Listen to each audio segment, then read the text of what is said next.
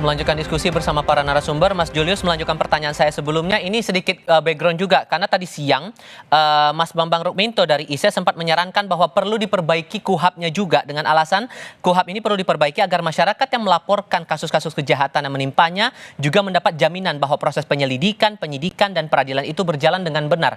Menurut Anda itu hal yang esensial atau ada hal lain? Iya, tentu KUHAP itu bicara tata cara, Mas ya. KUHAP itu bicara tata cara, lalu bicara koordinasi dengan penuntut nantinya, agar nanti hasil penyelidikan-penyidikan itu layak untuk dilakukan penuntutan di persidangan, sehingga standarnya sama. Nah, kalau bicara standarisasi seperti itu, artinya kita harus memastikan kapasitas polisi dan jaksa sama, itu. Sehingga apa, substansinya bisa langsung aja, nggak perlu diperiksa ulang, nggak perlu dicek ulang dan segala macamnya.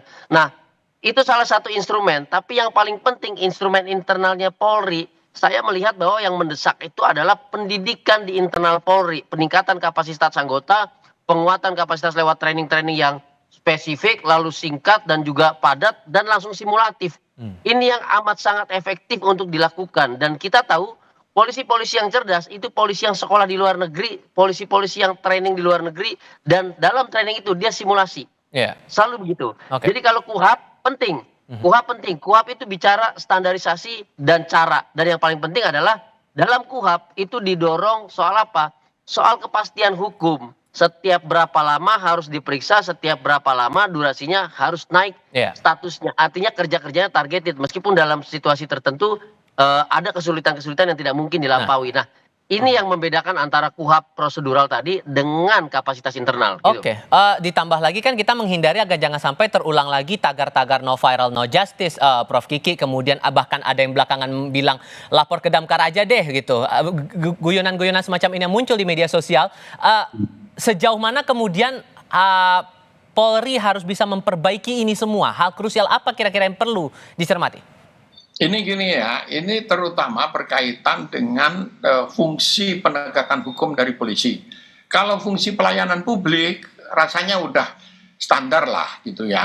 Nah, pada fungsi penegakan hukum ini yang agak repot karena banyak level brigadir itu pendidikannya hanya pada saat mereka akan menjadi brigadir, bribda gitu. Nah, pendidikannya itu hanya 7 bulan gitu. Pernah 1 tahun, pernah juga 5 bulan seperti itu. Itu sama sekali tidak memadai untuk memahami liku-liku aspek hukumnya.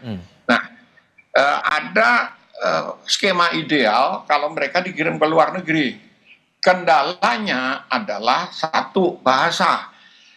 Pernah ada program untuk pengiriman bukan level brigadir, tapi level perwira, perwira remaja. Dari Akpol itu langsung dikirim ke luar negeri supaya tidak terkontaminasi oleh senior-seniornya dalam hal-hal yang buruk. Apa yang terjadi? Jarang sekali yang lulus bahasa gitu. Bagaimana dia dikirim ke Inggris tapi bahasa Inggrisnya TOEFL-nya di bawah 400. So poinnya apa itu Pak? Poinnya apa berarti? Adalah skema untuk pendidikan yang jangka menengah, jangka panjang. Itu ada kendalanya. Nah, yang lebih masuk akal adalah skema jangka pendek, training tadi disebut training singkat 2 minggu sampai 1 bulan. Training itu dan kalau menurut Mas Julius singkat saja, apakah ini akan tercapai dalam waktu dekat? Kalau trainingnya training singkat, pelatihan singkat itu bisa tercapai. Tinggal Pak Kapolri fokus dan targeted untuk mendorong hal tersebut. Kalau mengubah sistem pendidikan itu panjang.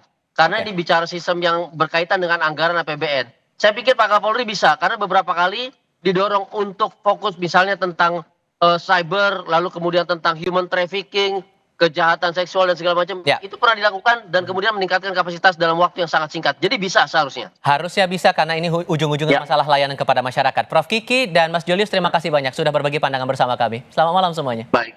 Malam, terima kasih Prof, thank you. Topik lain hadir sebentar lagi. Anjlok 6,92%.